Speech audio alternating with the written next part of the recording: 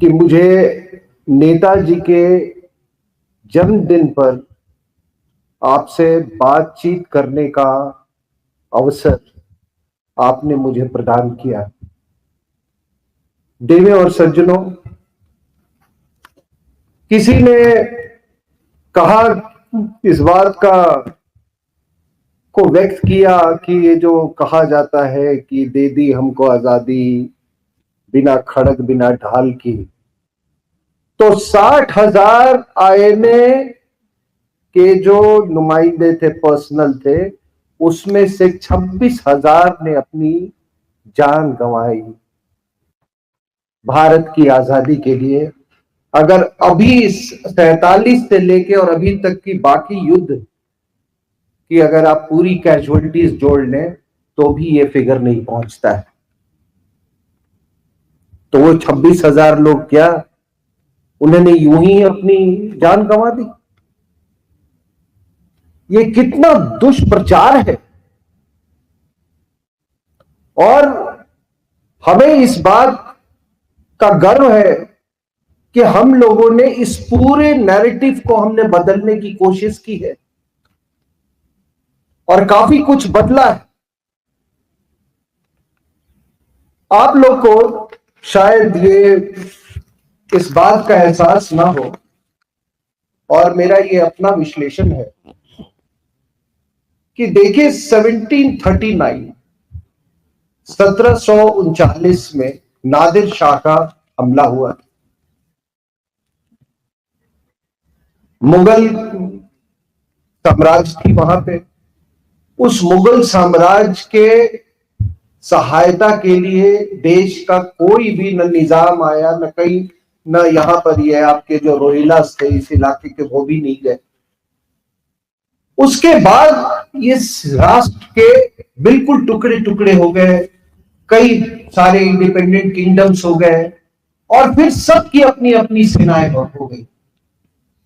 और सेनाएं इस तरह की कि उनको इस बात की इजाजत थी कि आप खेती गृहस्थी कर सकते हैं, लेकिन जब आपको बुलाएंगे तो आपको हमारे लिए लड़ना होगा। तो देश में बहुत सारे छोटी छोटी ऐसे सेनाएं बन गई, और सेनाएं ऐसी बनी कि निजाम ने फ्रांस से भी सोल्जर्स मंगाए, ब्रिटेन से भी मंगाए, महाराजा रणजीत सिंह ने भी फ्रांस से प्रशिक्षण देने वाले मंगाए। तो ये जमीन जो है ये मर्सिनरीज का जमीन हो गया। सोल्जरिंग जो प्रोफेशन थी वो एक मर्सनरी का प्रोफेशन हो गया। राष्ट्रवाद राष्ट्रवाद सब उसका कुछ लेन देन नहीं। और तभी जब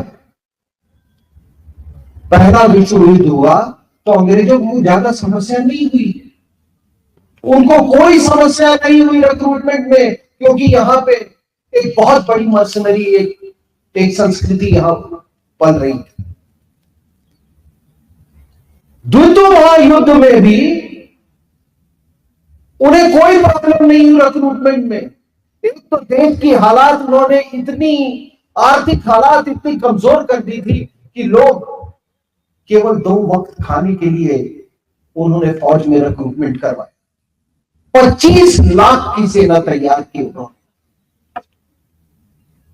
मैं इसलिए बात कर रहा हूं 1739 से लेके और ये सेकेंड वर्ल्ड वॉर तक, ये बिल्कुल मर्सिनरी कल्चर थी। लेकिन उसके बाद एक व्यक्ति का उदय होता है as a military leader, Netaji Subhash Chandra Bose. Netaji Subhash Chandra Bose ने उस मर्सनरी आर्मी को पैट्रियोटिक आर्मी बनाया।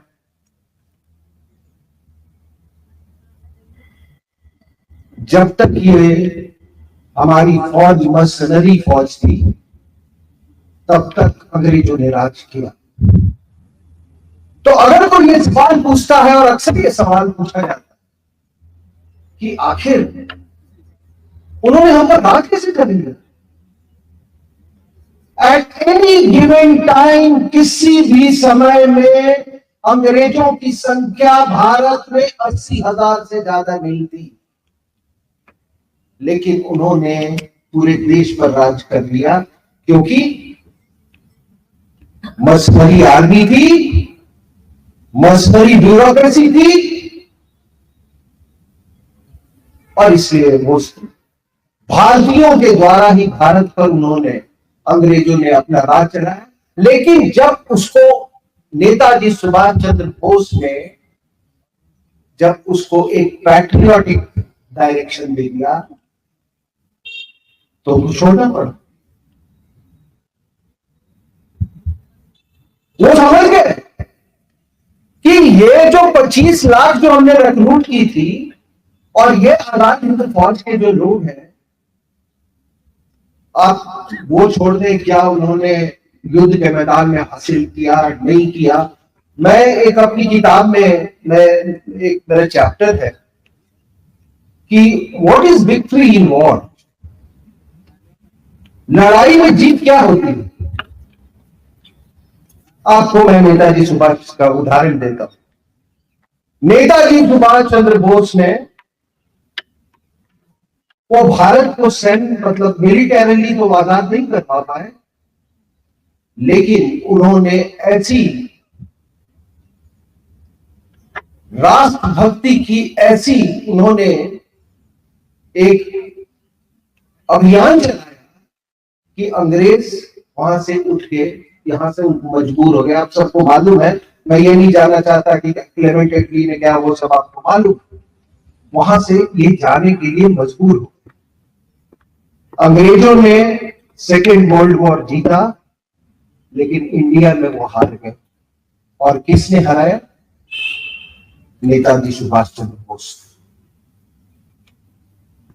उन्होंने जिस तरह का राष्ट्रवाद का माहौल पैदा कर दिया था, जिस तरह के लोगों में एक उत्साह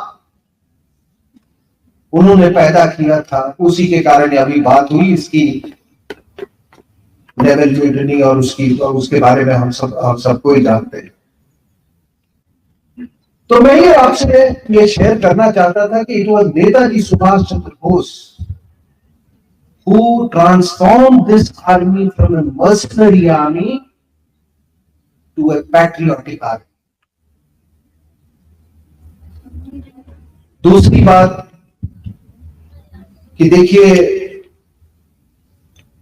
कल एक हमारे जो राष्ट्र के जीवन में, देश के जीवन में नहीं, राष्ट्र के जीवन में कल एक बहुत निर्णायक पल था, एक निर्णायक मोड़ था। It was a civilisational moment, एक रेनेसां का कल बिगुल बजा, एक पुनरुत्थान का बिगुल बजा। और मैं आपको बता दूं कि इसके बाद हिंदुस्तान भली हिंदुस्तान नहीं रहेगा।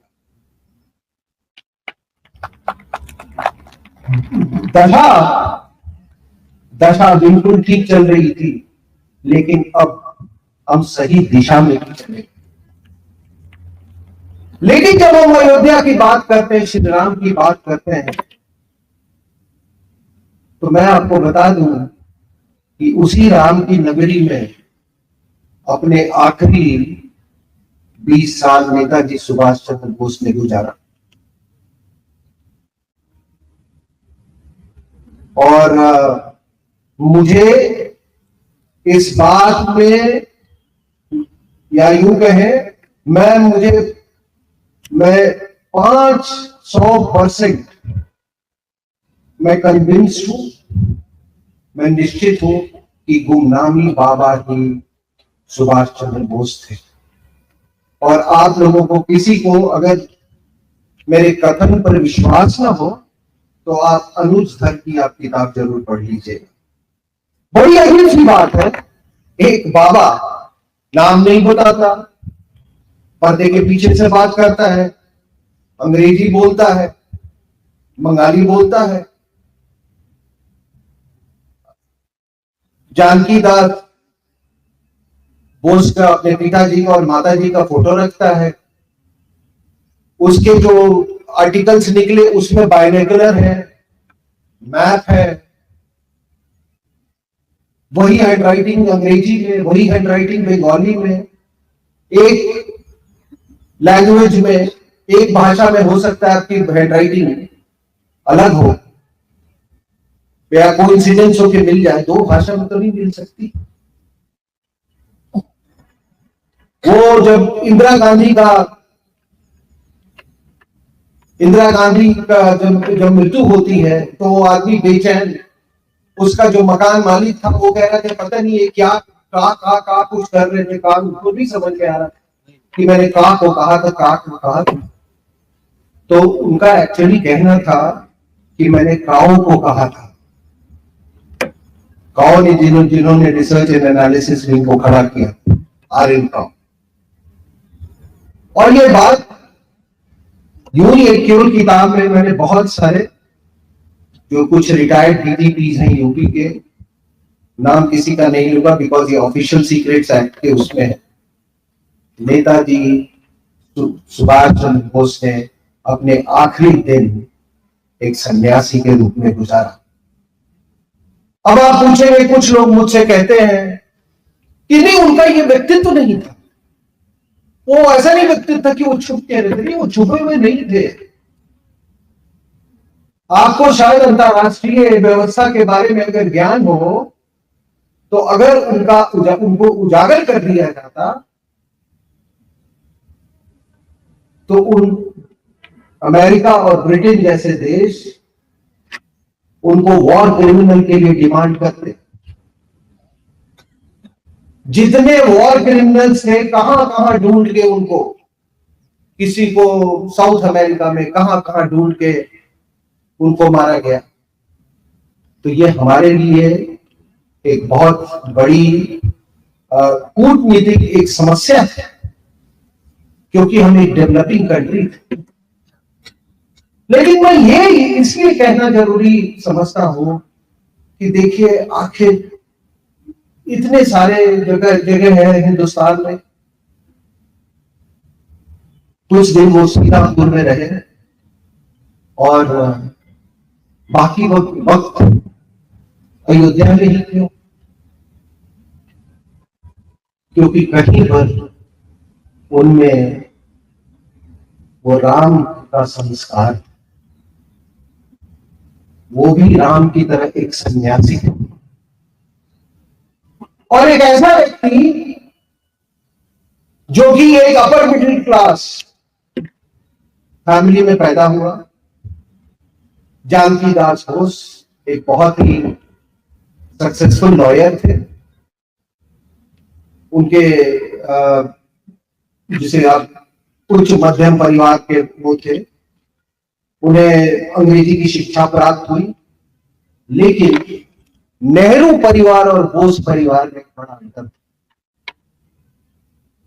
बोस परिवार भी नेहरू परिवार की तरह अंग्रेजी शिक्षा उन्होंने प्राप्त की थी, लेकिन अपनी गांव के रूट से वो जुड़े रहे। मोतीलाल नेहरू ने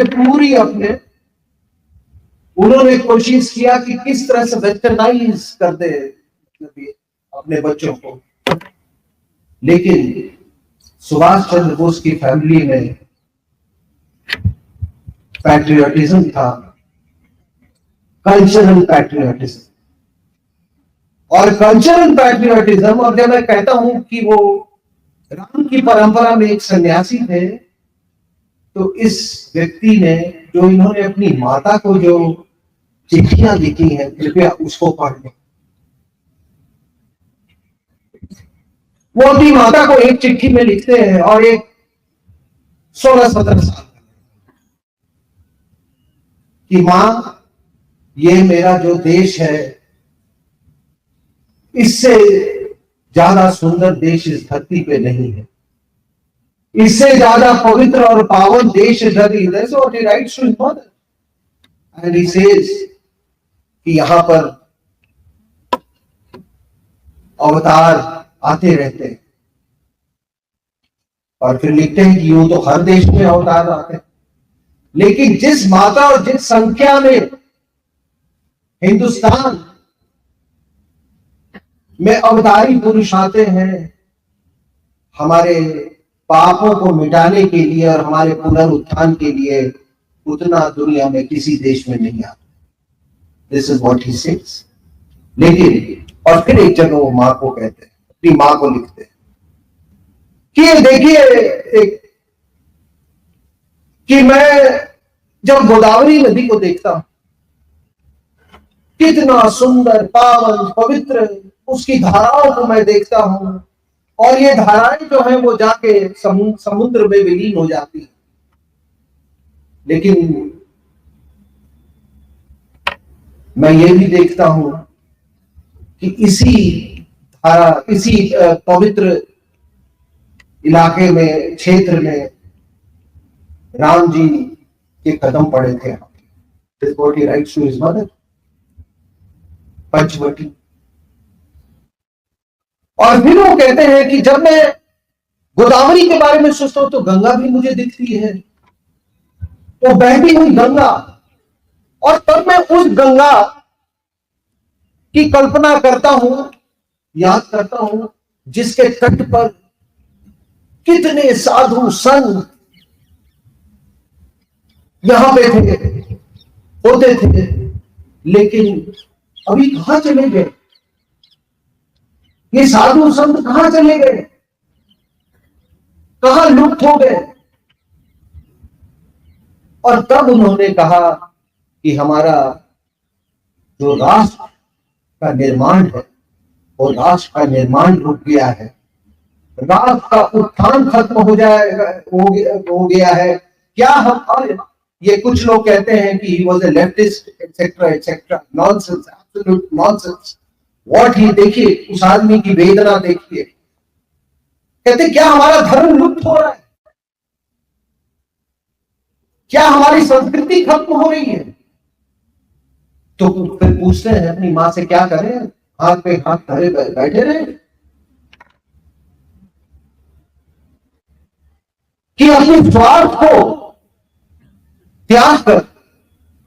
क्या ऐसे युवा हैं जो सब अपना स्वार्थ त्याग कर अपने राष्ट्र, अपनी जिंदगी को राष्ट्र में समर्पण कर दे? ये एक 16-17 साल का लड़का लिखा, और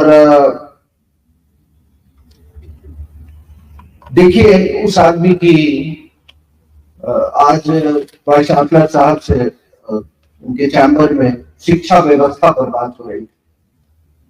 Now here is a 16-17-year-old boy. वो कैलकाटा यूनिवर्सिटी के एंट्रेंस एग्जाम, वो कॉम्पिटिटिव एग्जाम देते हैं, जिसमें सारे प्रोविंसेस के लोग उसमें ये होते हैं, और उनका स्थान सेकंड आता है। He stands second in that competitive exam. माँ बाप बहुत खुश होते हैं, लेकिन वो क्या कहते हैं कि ये जो शिक्षा व्यवस्था ये है, ये ठीक नहीं है। वो कहते हैं ये ज्ञान तो दे सकता है, लेकिन ये चरित्र का निर्माण नहीं कर सकता। This is what he rights. और उनके पिताजी जानते थे कि मेरा बेटा जो है वो एक स्कॉलर है, एक विद्वान है, लेकिन उनको अपने दोनों माँ बाप को बहुत डर था सुभाष चंद्र बोस से, कि इसकी जो राष्ट्रवाद में रुचि है और जो इसकी गतिविधियां हैं, ये केवल दुख और स्ट्रगल, संघर्ष ही दे सकता है। और वही हुआ। आईसीएस तो कर लिया उन्होंने, और आईसीएस के पहले आपको मालूम है कि वो कैम्ब्रिज में थे, और कैम्ब्रिज में वो एक बहुत अच्छे छात्र थे। He was a very well dressed man। जो मैंने उनकी पूरी बायोग्राफी पढ़ी है, उनके कपड़े जो थे वो हमेशा नीट एंड क्लीन और बिल्कुल बहुत ही इमैक्युलेटली ड्रेस्ड मैन थे, लेकिन उतने ही बड़े राष्ट्रवादी। उनके कलीग्स ने लिखा है। और वो दौर था जब फर्स्ट वर्ल्ड वॉर खत्म हुआ था। और देवियों और सज्जनों, जब मैं फर्स्ट वर्ल्ड वॉर की आपको बात बताता हूं, जब जिक्र कर रहा हूं, तो याद रखिए, ये वही अहिंसा वाले गांधी ने पूरे देश में घूम घूम के उन्होंने ब्रिटिश आर्मी में रिक्रूटमेंट के लिए उन्होंने अभियान छेड़ा। तब गांधी ने कभी भी अहिंसा की बात नहीं की। उन्होंने कभी युद्ध को खराब नहीं बताया। बर्टन रसल जैसे लोगों ने बाद में बताया, लेकिन गांधी ने नहीं बताया। ही वॉज द मैन जो कि पूरे हिंदुस्तान में उन्होंने आह्वान दिया था रिक्रूटमेंट के लिए फॉर फर्स्ट वर्ल्ड वॉर। तो वापिस हम सुभाष बोस पे आते हैं, जो कैम्ब्रिज में थे। तो वर्ल्ड वॉर 1 वो खत्म हुआ था। और आपको मालूम है, जब युद्ध होता है कितना तहस नहस होता है, समाज जो है वो बिखर जाती है। कई तरह की क्या त्रुटियां समाज में आ जाती हैं, जिसका वर्णन गीता में भी है कि जब युद्ध में हारने पर क्या होता है। इसीलिए देवियों और सज्जनों, मैं आपसे और छात्र और छात्राओं, आपसे मैं ये अनुरोध करूंगा कि कभी गुलामी की परिस्थिति को कभी न भूलना। किसी का पराधीन होना इससे बड़ा पाप नहीं है। समाज बिखर जाता है, परिवार बिखर जाती है, नैतिकता बिखर जाती है। तो उसमें ये जो बायोग्राफी लिखा है, उसने कहा है कि that was a very naughty period. आप लोग सब समझ, पढ़े लिखे लोग हैं। फर्स्ट वर्ल्ड वॉर के बाद कहें कि बड़ा नॉटी पीरियड था ब्रिटेन में।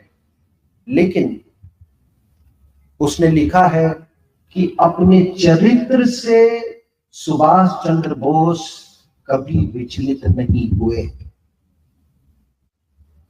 इसलिए अगर कोई ये कहता है कि सुभाष चंद्र बोस ने शादी की थी जर्मनी में, सरासर झूठ, बकवास, रबिश। ये शादी रची गई थी। और यहां पर एक किताब है, एक डॉक्टर साहब के लिखे हुए, प्रैक्टिसिंग डॉक्टर मधुसूदन दास कलकत्ता में है, सुभाष की शादी एक साजिश। ये साजिश इसलिए रची गई थी कि ताकि ये जो चरित्रहीन जो नेता थे वो सुभाष के स्टेचर को अपने स्टेचर तक ले आए। वरना इस किताब में आप पढ़ लें, उनकी पत्नी जिसको बताते हैं एमिली, 4 तो उसकी फोटो है अलग अलग, आप खुद देख लीजिएगा इस किताब में पूरे डॉक्यूमेंट्स। और नेहरू जी वहां के जो एम्बेसडर थे म्यूनिक में, ऑस्ट्रिया में, वियना में, उनको बार बार कहते थे कि देखो देखो उसको पैसा जरूर पहुंचा देना। और पैसा पहुंचा रहे कि नहीं पहुंचा रहे उसको। तो वहां से वो एम्बेसडर लिख रही, वो पैसे नहीं ली है, लेकिन हम सिगरेट और चाय वो मिली को भेजते रहते हैं। जो आदमी भरी जवानी में कैम्ब्रिज यूनिवर्सिटी में, जो कि नॉटी जिसको कहते हैं नॉटी पीरियड में जो आदमी विचलित नहीं हुआ, वो आदमी युद्ध के समय वो क्या विचलित हुआ? क्या ये विश्वास करने वाली बात है? इसलिए किताब जरूर पढ़िएगा। सुभाष की शादी एक साजिश।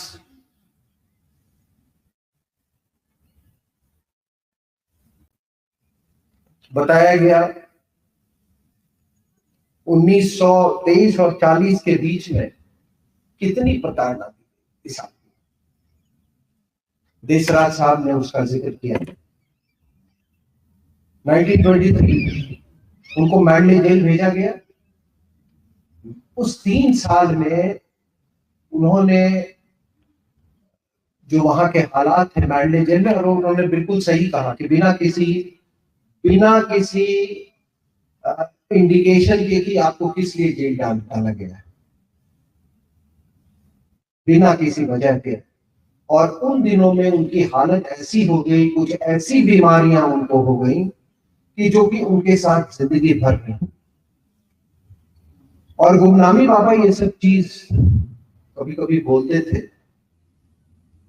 वो पर्दे के पीछे से कभी कहते थे कि वो अपने आप को ऐसे कहते थे कि ये शरीर ने -40 डिग्री भी देखा है, इस शरीर ने 48 घंटे घोड़े पर लगातार गुजारा है, ठीक है।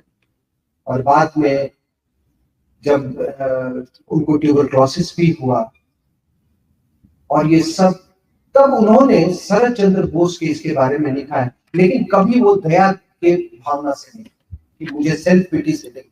वो लिखते हैं कि जब एक जवान आदमी को इतना कष्ट हो रहा, मतलब इतनी प्रताड़ना दी जा रही है, तो उनको लोकमान्य तिलक को मांडले जेल में कितना वो किया जा रहा होगा।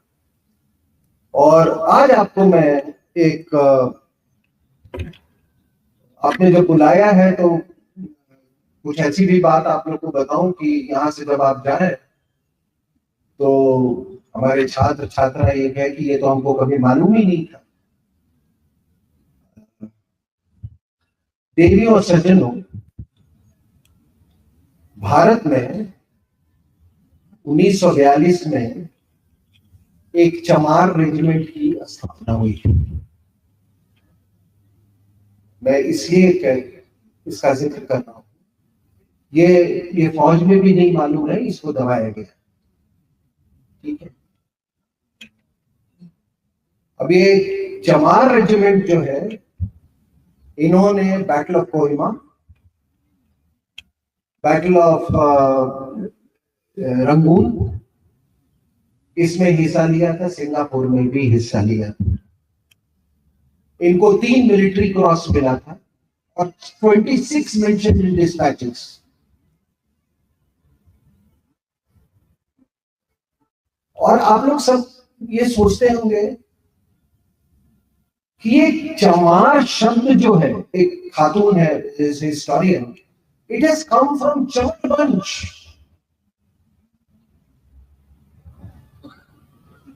ये चमर वंश से इसको, वरना हमारे यहां तो सनातन में कोई चमड़े का तो कहीं इस्तेमाल ही नहीं था। उसके बाद ये जो खातून, जो सम खातून हिस्टोरियन, वो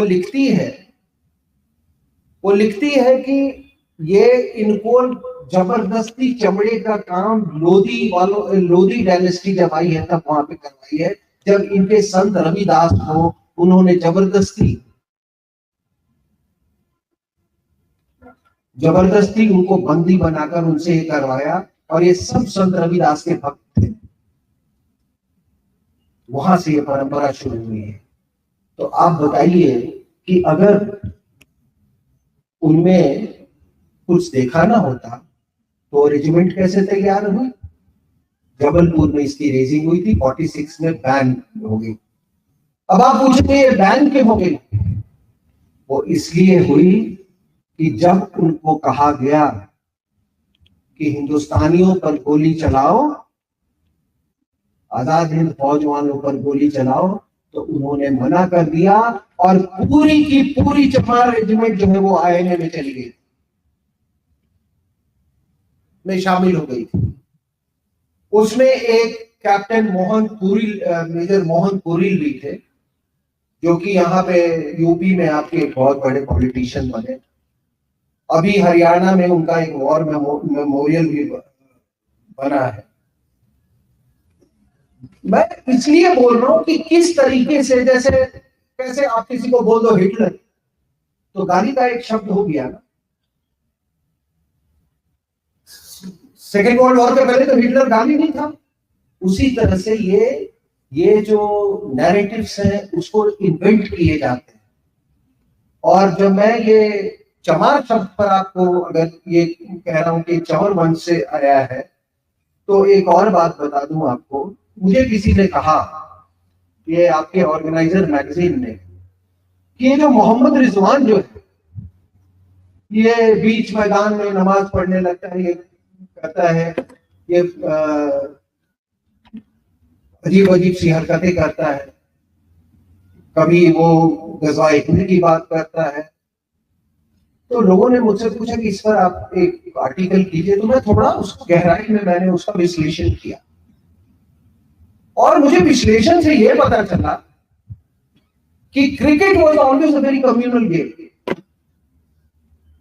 जब पहली मैच होती है हिंदुस्तान में 1890s में, तो बॉम्बे जिमखाना जो था, उसको अंग्रेजों की टीम थी, उसको पारसी टीम ने चैलेंज किया। तो फिर ये पारसी, ये एक एनुअल फीचर बन गया, पारसी और regular feature, Parsi versus Bombay Gymkhana.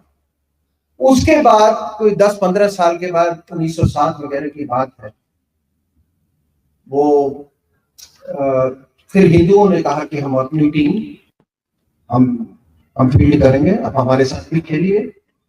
और उस 1907 के मैच में हिंदू टीम जो है, वो दोनों टीम को उन्होंने धो डाला, और उस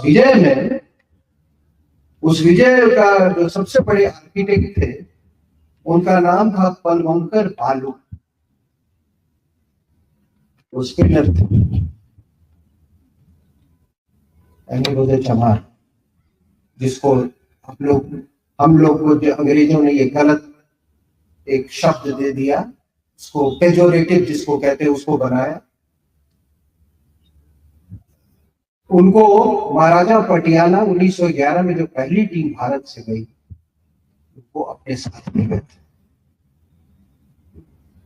उस इंडिया के जो 11 खिलाड़ी में ये वॉज रेगुलर प्लेयर। ये बाद में इनके भाई जो है Palwankar Vitthal, he became captain of the Hindu team in 1932। अब आप बताइए कि अगर इतना पेजोरेटिव होता, इतना छुआछूत होता, तो क्या महाराजा पटियाला उनको अपने साथ ले जाते? क्या उनको हिंदू टीम का कैप्टन बनाया जाता?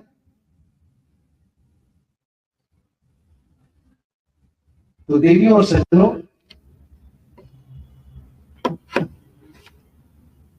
कल का दिन